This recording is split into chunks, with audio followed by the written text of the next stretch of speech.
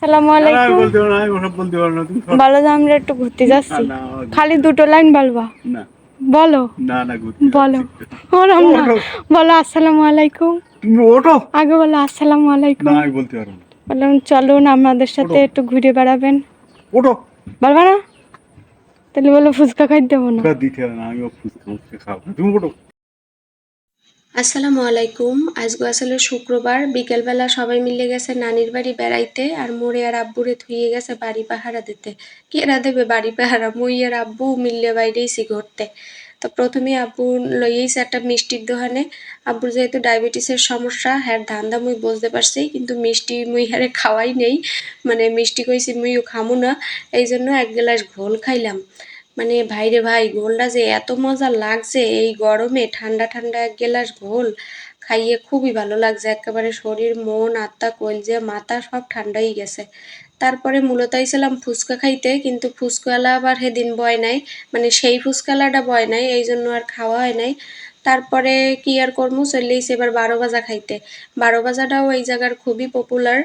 আর মানে বরিশালের দিকে আমরা 12 ভাজাটা অত একটা খাই নেই, কিন্তু এই জায়গার 12 ভাজাটা খুব চলে।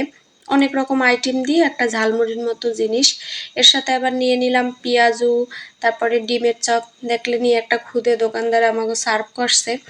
আর আমি যেহেতু মানে দুপুরবেলা আর কি খাওয়া দাওয়া করছিলাম একটু দেরিতে, তো খাইতে আসলাম না, এই জন্য আব্বু বারে বারে কইতে আছে খাও খাও খাও।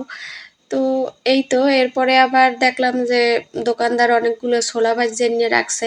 আমাগো নাজিমগঞ্জ বাজারে এই যে ভাজার দোকানটা কিন্তু বেশ পপুলার। তো আব্বু কইলে যে লও হ্যাগো রান্নাঘর দেখবা, কত বড় বড় হাঁড়িতে রান্না করে, লও দেখি। আসলে এটা কিন্তু একটা মানে বিশাল কর্মযজ্ঞ দেখলাম পিছনে, অনেক ভাজা একসাথে বানাইতে আছে।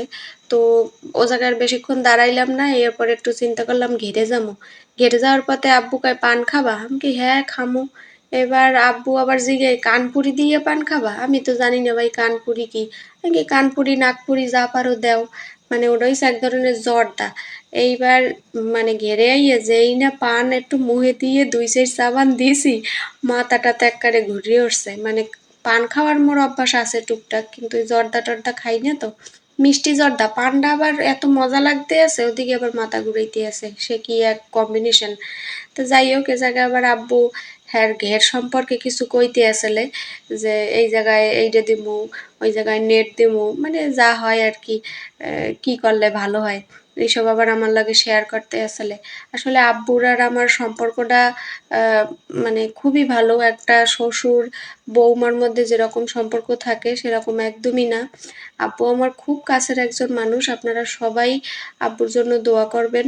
তার একটু সমস্যা আছে, পায়ে সমস্যা, ডায়াবেটিসের সমস্যা, সব কিছু মিলেই আব্বু একটু অসুস্থই।